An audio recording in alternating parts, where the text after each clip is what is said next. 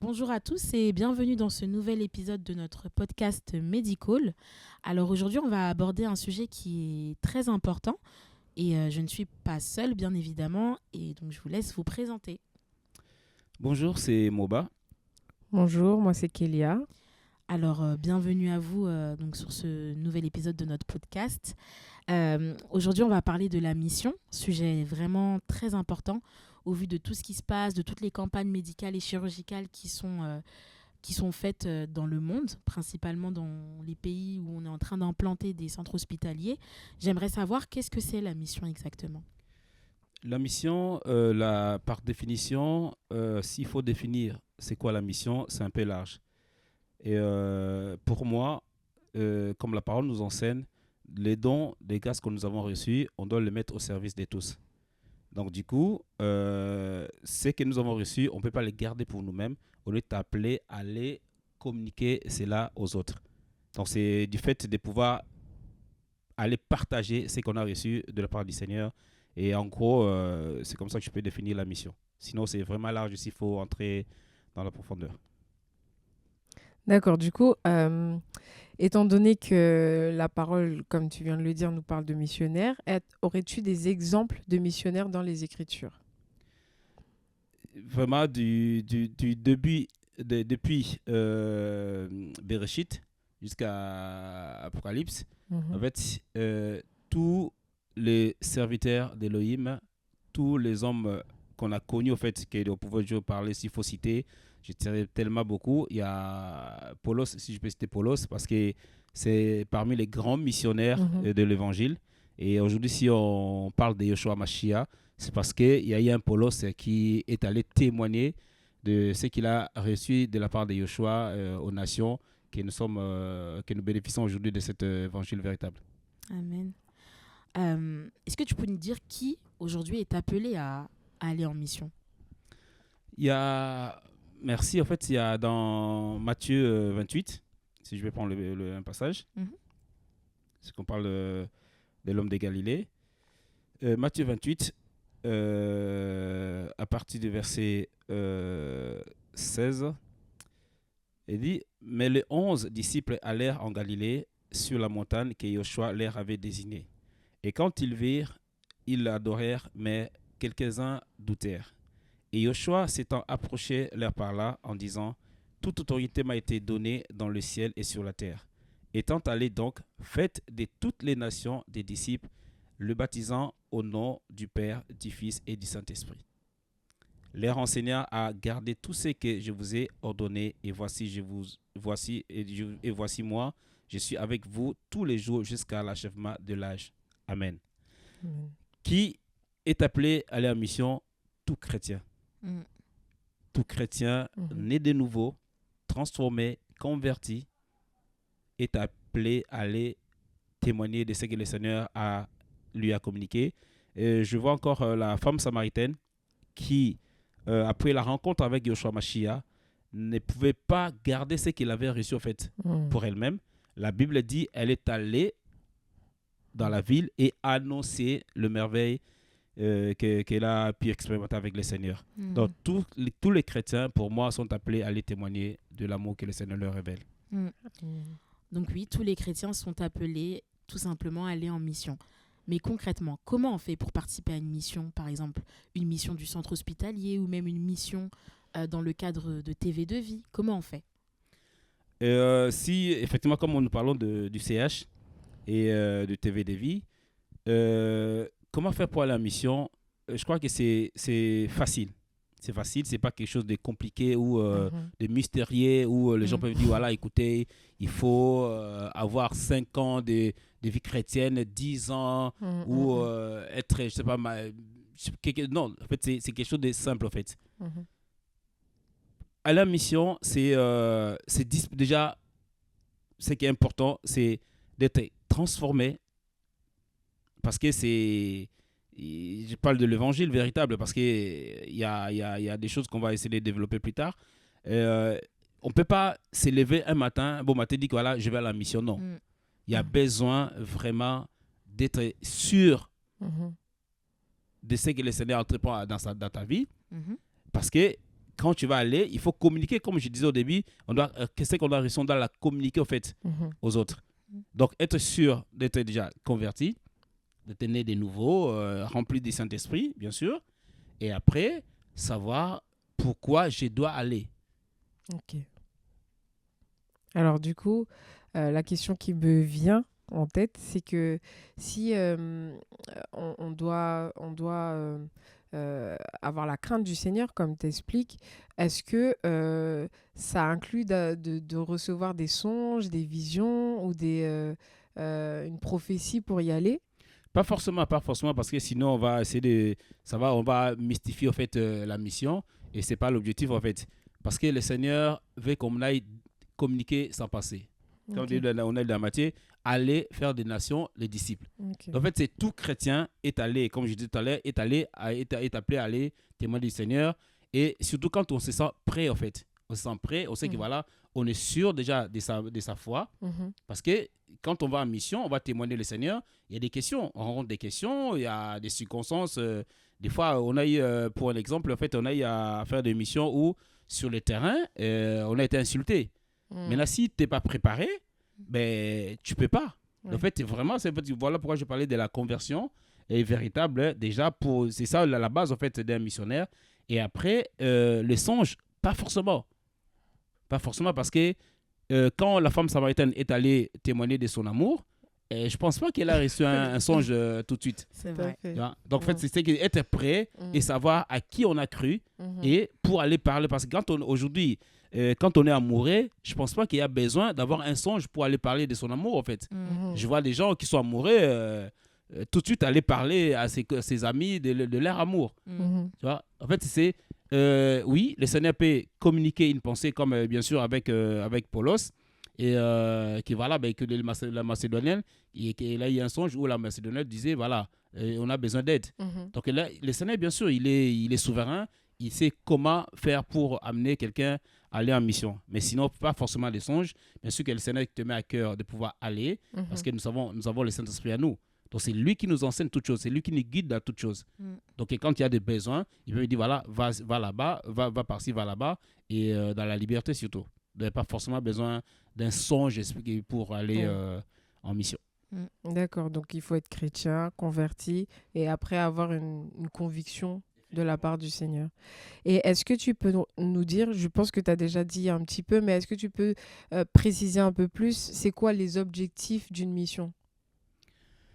La mission, comme je disais, en fait, c'est large parce que ça tout dépend en fait du terrain sur lequel le Seigneur t'envoie. Mhm. Parce que voilà, c'est dans chaque terrain, il y a des besoins, sont différents. Mhm. Et déjà, de un, c'est de pouvoir, comme dans Matthieu, de faire les nations les disciples. En fait, l'objectif, c'est que voilà, de ce que tu as reçu, tu la communiques, la parole aux autres pour que leur vie soit transformée. C'est ça, en fait. Comme la Bible dit, en fait, si une âme est sauvée, il y a de la joie parmi les anges. Donc, en fait, c'est que l'objectif principal, c'est d'aller secourir, en fait, les autres. Mhm. Amen. Parce que si aujourd'hui, comme je dis, si nous sommes touchés aujourd'hui, nous avons connu la vérité, c'est parce que Paulos Mhm. avait à cœur de pouvoir aller témoigner. Donc l'objectif, c'est de pouvoir changer les autres, apporter ce qu'on a reçu, qu'on puisse la communiquer en fait aux autres. Mhm. Et par rapport au CH, et bien sûr que voilà, c'est aujourd'hui avec le besoin qu'il y a au niveau de la chrétienté, sinon c'est mal dans le monde. Il y a des maladies, il y a des choses, au niveau de la santé, c'est catastrophique en fait dans certains pays. Mhm. Donc maintenant qu'on a reçu en fait, parce qu'aujourd'hui si on est infirmier, on est médecin, c'est pas parce qu'on a forcément fait des études. Mhm. C'est parce que voilà, c'est un don en fait déjà qu'on a reçu. Parce que tous ceux qui veulent être médecins aujourd'hui ne le sont pas, non pas parce qu'ils ne sont pas intelligents, parce que c'est pas leur place. Il y a beaucoup qui ont commencé les études comment ça s'appelle, de médecine, ils se sont retrouvés à être caissières ou caissiers. C'est pas C'est négliger vrai. le travail des autres, Ouais. mais c'est d'abord c'est les dons et par rapport à l'appel. Mhm. Par rapport à ce que, comme Jérémy pouvait dire, en fait, avant que je sois dans le sang de ma mère, j'étais déjà, le Seigneur me connaissait déjà. Mhm. Donc, en fait, c'est que avant même notre naissance, le Seigneur savait à quelle mission Oui. on devait en fait être affecté. Mhm. Donc, c'est Ça. Et aujourd'hui, il y a des médecins, il y a des sages-femmes, il y a des infirmiers, mais tous ces mondes-là, ils ont reçu des choses de la part du Seigneur. Ce qu'il faut tenter de faire là, mais on doit aller aider les autres. C'est ça aussi, aimer notre prochain. En tout cas, c'est très interpellant. C'est vrai que c'est un don que le Seigneur nous donne, être médecin, infirmier ou sage-femme. C'est pas juste les études, c'est vraiment un appel. Et souvent, quand on pose la question à ces personnes qui font ces métiers autour de nous, on réalise que c'est vraiment quelque chose c'est vraiment un appel qu'ils avaient sur leur vie et ils avaient à cœur de faire ce métier depuis parfois tout petit en fait. Oui.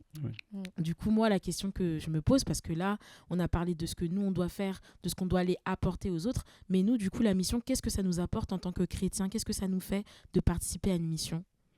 C'est glorieux, surtout que voilà, avec la grâce de Yoshua, j'ai eu à faire des missions et c'est tellement encourageant. Parce qu'en fait, à force de rester sur place, des fois, on ne se rend pas compte, en fait, des dons, des grâces que le Seigneur a mis dans nos vies, en fait, a déposé dans nos vies. Donc, quand on va en mission, souvent, en fait, c'est moi, personnellement, la première fois que je suis allé en mission, je suis rentré grandi. C'est vrai. Parce que je fais des rencontres et j'ai à partager avec des frères et sœurs. Des frères et sœurs m'ont partagé leur expérience. Et du coup, c'était quelque chose d'exceptionnel, en fait. Donc, tu grandis, tu rencontres d'autres cultures, tu rencontres d'autres chrétiens, d'autres mentalités. Et c'est merveilleux. C'est merveilleux, en fait. Donc, on reçoit tellement beaucoup quand on va en mission. C'est vrai, on reçoit beaucoup et je pense que Kélia, tu vas être d'accord avec moi. On a fait aussi, grâce au Seigneur, quelques missions. Et moi, personnellement, j'ai aussi beaucoup grandi, beaucoup appris. Et j'ai vu les réalités du terrain, en fait. C'est vrai qu'on est là, on participe à des réunions. On est entre nous, on se fait du bien, merci Seigneur. Mais la mission, c'est vraiment autre chose. Tout à fait. Et puis d'ailleurs, même tu te rends compte que par rapport à la parole, tu la vis autrement, la parole. C'est vraiment l'Église, en fait, comme c'est écrit dans les Écritures, que tu expérimentes. Donc, c'est vrai que c'est intéressant. Et donc, du coup, une autre question, on va te fatiguer avec nos questions. Il soit grand. Comment préparer alors une mission sur tous les plans, sur le plan spirituel, sur le plan physique, matériel, financier? Comment, en fait, on se prépare à ça? Ok, ça c'est important. C'est vrai que voilà, on a reçu des dons, des grâces. Mais ce qui est important, comme dit voilà, par rapport à la préparation, parce que on ne peut pas faire quelque chose sans pourtant se préparer. Comme la parole nous enseigne dans Luc, on ne peut pas bâtir une maison si on ne s'assoit pas, on ne fait pas de calculs. En fait, c'est que vraiment, on doit prendre le temps. Bien sûr que le Seigneur t'a appelé, que tu dois communiquer ce que tu as reçu aux autres, mais à quel moment? Donc, si le moment est arrivé, bien sûr que le Seigneur va dire, ouais, écoutez, c'est bon, tu vas avoir la conviction de pouvoir y aller. Maintenant, prends le temps de pouvoir partir. Et là, ça demande, la première des choses, un temps dans la prière. Ça, c'est la première des choses. On ne peut pas aller pour aller. C'est le fondement. C'est le fondement. En fait, c'est vraiment prendre le temps dans la prière. Aujourd'hui, les athlètes, avant qu'ils aillent, ou encore des joueurs, aujourd'hui, pour jouer, ils ont toujours un temps d'entraînement. Et non, nous, pour la mission, notre temps d'entraînement, c'est la prière. C'est dans l'intimité avec le Seigneur. Prendre le temps dans la prière, dans la méditation. Et ça ne veut pas dire qu'il faut rester 40 jours, 40 nuits. Parce que souvent, les chrétiens, on est un peu bizarre. Ils disent, voilà, il faut prendre la prière. Écoutez, je suis encore sur la montagne. J'attends quand je vais descendre de la montagne, c'est là où je vais aller. Or non, il y a des besoins là-bas. En fait, le temps dans la prière, en fait, c'est vraiment prendre le temps avec le Seigneur, échanger avec le Seigneur. Et c'est là où le Seigneur te communiquera davantage au fait des directives. Donc ça, c'est la base. C'est vraiment la prière. Pour être armé, en fait. Bien armé pour aller, parce que c'est une guerre, en fait. Quand on va en mission, on va à une guerre parce qu'on arrive sur un terrain, il y a des démons territoriaux. En fait, c'est des entités. En fait, c'est pas quelque chose où tu te lèves un matin, comme je disais, et tu prends ta valise et puis voilà, j'y vais. Ah non.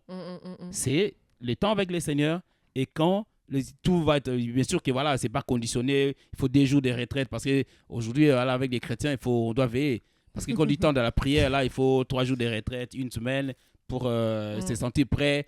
Et quand, souvent, voilà, surtout, une parenthèse, les dimanches, j'étais dans une assemblée. Mhm. Et il y a une question, une sœur qui me posait la question, quand est-ce qu'on sera prêt? Mes questions, de partir. Je dis, ben, à tout moment. Il suffit d'être prêt. La vie de prière, ce n'est pas une vie, on ne doit pas se préparer parce qu'on veut faire quelque chose. Non, C'est une vie. c'est notre vie de tous les jours. La prière, la méditation. Maintenant, quand le Seigneur en a besoin, ben, qu'est-ce que tu fais? Tu ne peux que partir. Tout à fait. Donc là, il y a pas, en fait, c'est que le temps de la prière et ensuite le Seigneur lui-même donne des directives. C'est à partir de ces directives-là que tu peux te mettre en chemin pour partir, en fait. C'est vrai. En fait, il faut être toujours prêt, comme pour Toujours. l'enlèvement. Toujours. En fait, c'est quelque chose, en fait, on ne peut pas se dire que voilà, j'attends. Non. Oui. Parce que nous sommes pèlerins. Nous sommes des passages sur la terre. Et ça aussi, c'est notre mission sur la terre en tant que chrétien. Donc, on est venu pour faire quelque chose. Ensuite, on va rentrer chez nous. Donc, notre vie de tous les jours, c'est déjà une mission. Parce que c'est vrai que voilà, c'est dans le cadre, on parle du CH, et puis, mais sinon, notre vie sur la terre, nous sommes vraiment en mission. Ok. Du coup, j'ai une autre question. Par exemple, je ne suis pas du médical, mais je veux participer à une mission. Est-ce que je peux? Bien sûr que oui. Bien sûr que oui, parce que souvent, on se dit, souvent quand il y a des campagnes médicales, la mission médicale, ils se disent, voilà, écoutez, moi, je ne suis pas du médical, qu'est-ce que je vais aller faire là-bas? En gros, je ne vais servir à rien. Loin de là. On a fait des campagnes depuis, surtout en parlant du CH, de l'hôpital depuis 2021. Et il y a des ceux qui, par la grâce de Yeshua, que le Seigneur met à cœur, qui viennent à la mission, mais quand ils arrivent sur place, ils se disent, ben, écoutez, j'étais utile. Pourquoi? Parce que ce n'est pas seulement forcément au bloc opératoire ou en train de piquer ou consulter ou prendre l'attention. Non. En fait, on peut ranger la pharmacie, Tout à fait. on peut nettoyer.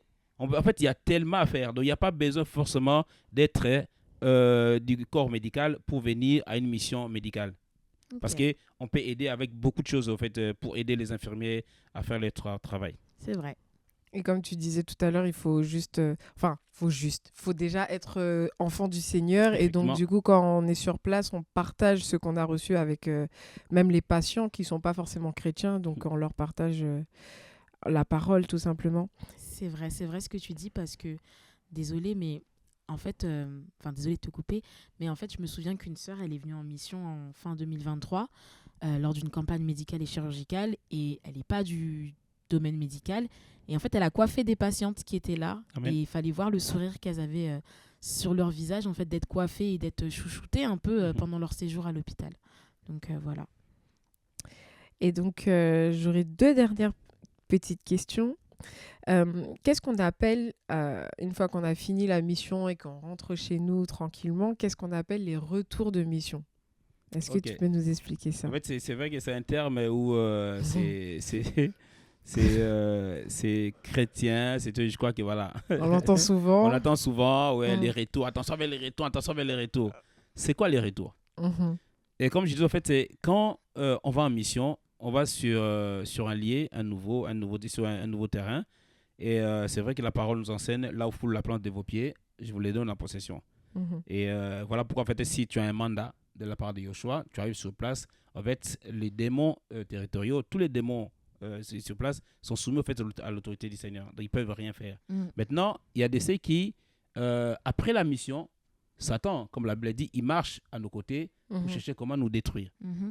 Donc, il lâche rien. Satan, il lâche pas.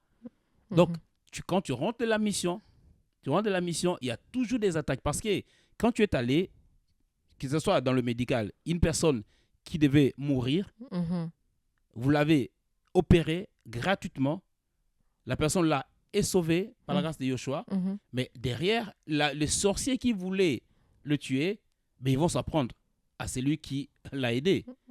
Donc, du coup, il y a un exemple des retours, en fait. En fait, il y aura des flèches de la part le monde satanique parce que tu es venu de déranger. Donc, c'est des réalités. En fait. Effectivement, parce qu'il y a beaucoup qui sont allés en mission, ils ont pensé que c'était des vacances, mais à leur retour, beaucoup sont tombés malades. C'était compliqué. Il y a eu des dégâts. Donc, ce n'est pas une blague de partir en mission. Voilà pourquoi, en fait, comme on disait depuis, en fait, il faut être sanctifié. Mhm. Tu vois, la vie de sanctification, la vie de la prière et la vie de la méditation, tout ça, c'est important dans la marche. Pour ne Donc, pas- si on n'est pas bien préparé, on ne peut pas aller en mission. Et si on part parce qu'on pense que c'est des vacances, ben, en ce moment-là, c'est qu'on on dit le retour. Ben, beaucoup, il y a une fois, une personne qui est allée en mission avait la foi. Mhm. Sauf que sur place, c'était compliqué. À son retour, c'est dommage, il a lâché. Ah. Parce qu'il y avait tellement la pression du Mm. monde des ténèbres. Il a lâché. Donc, on doit veiller. Il y a des retours, il y a des flèches, des retours toujours. Mhm. Parce qu'il y a une personne qui était possédée. Avec la prière, elle est délivrée. Eh bien non, les personnes, on se rappelle de fou des Gadara. Mm. Hey, quand comment ça s'appelle, le Seigneur s'est approché, le démon qui était en lui, ils étaient agités. Tu vois? Donc, c'est même le pousseau. Quand les poussons sont allés là-bas, comment ça s'appelle? Les démons sont entrés dans le pousseau. Le maître des poussons, c'était chaud. Tu vois? Donc, en fait, c'est juste en fait, ce qui vous dit que voilà, quand on va en mission et qu'il y a des délivrances s'opèrent, des guérisons qui s'opèrent, ben, le monde des ténèbres n'est pas content de ce qui s'est fait. Et si c'est par toi qui est fait, donc du coup, voilà, tu reçois des attaques. Donc, il y a besoin même au retour de la mission de rester toujours en prière. Toujours en veille. Mm. Et donc, la dernière question, ça va être celle-ci. Lorsqu'on va vers les autres, comment on doit se comporter? En tant que chrétien, on le sait, mais est-ce que tu peux nous rappeler comment on devrait se comporter en tant que chrétien? En tant que chrétien, comme la parole nous enseigne, nous sommes la lumière de ce monde. Quel que soit le lieu, comme je dis, en fait, on est en mission même sur la terre, que ce soit dans notre lieu de travail, Mhm. on doit communiquer la vie de l'esprit déjà en nous. Parce que voilà, le Saint-Esprit qui est en nous, c'est lui qui nous conduit. Et maintenant, comme on parle de cadre de déplacement, et quand on va dans un autre endroit, comme Paul nous dit, on doit parler déjà avec l'esprit de supériorité. Mhm. Ça, c'est parce que souvent, quand on va quelque part, et surtout quand on va en mission, l'exemple où tu viens de l'Occident, tu vas en Afrique, et tu arrives là-bas, tu te dis, ben, je suis supérieur. Mhm. Parce qu'on parle un bon français, parce qu'on a un peu des euros, des dollars en poche. On se Mhm. dit, ben, écoutez, on connaît mieux que ça, c'est un danger en fait. Mhm. Tu vois? En fait, c'est l'humilité. Dans l'humilité, en fait, ça c'est important. On va dans le but de pouvoir communiquer et recevoir. Mhm. C'est vrai. Parce Dans que les si on deux va juste, c'est sens. parce que souvent on se dit, je viens juste te communiquer. Ah non, non, non, c'est un Mhm. piège. C'est de l'orgueil en fait. Mm. Ça, c'est de l'orgueil. Et il y a beaucoup qui vont en mission en étant des orgueilleux. Mhm. Parce qu'ils arrivent, ils communiquent, ils donnent, et puis voilà, ils sont là, ils se disent, qu'est-ce que je peux recevoir de vous? Mhm. Oh, ça, c'est un piège. Donc, dans l'humilité, et ça aussi l'image des enfants d'Élohim, l'humilité qui précède la gloire, bien sûr, dans l'entre-marche avec Yoshua. Ça, c'est important. Et surtout, la considération aussi des autres. Mhm. Parce que c'est comme ça qu'on va recevoir d'eux, en fait. Mhm. Parce que si on ne considère pas des personnes chez qui on est venu communiquer la pensée du Seigneur, ben, on ne pourra pas bénéficier, en fait, de la grâce qu'ils ont aussi. Mm. Donc là, en gros, en fait, c'est dans l'humilité, dans la simplicité et de l'évangile. Et c'est comme ça aussi, beaucoup vont recevoir aussi le message que nous leur avons apporté. Amen. Et bah, ce fut très intéressant. Malheureusement, on n'a pas beaucoup de temps. C'est vrai que les podcasts, c'est quand même assez court. Le but, c'est quand même de vous donner des informations précises, mais rapidement, sous un court format. Et donc là, on arrive à la fin de notre podcast. Merci de nous avoir... merci Seigneur, premièrement, mais merci aussi d'avoir pris le temps de répondre à nos questions. Et du coup, on va clôturer. Donc, on voulait aussi vous rappeler qu'il y a une mission qui aura lieu donc, du 1er juin au 8 juin 2025 à Brazzaville pour une campagne médicale. Et la suite de la mission qui finira le 16 juin aura lieu à Kinshasa pour une campagne médicale et chirurgicale. À bientôt.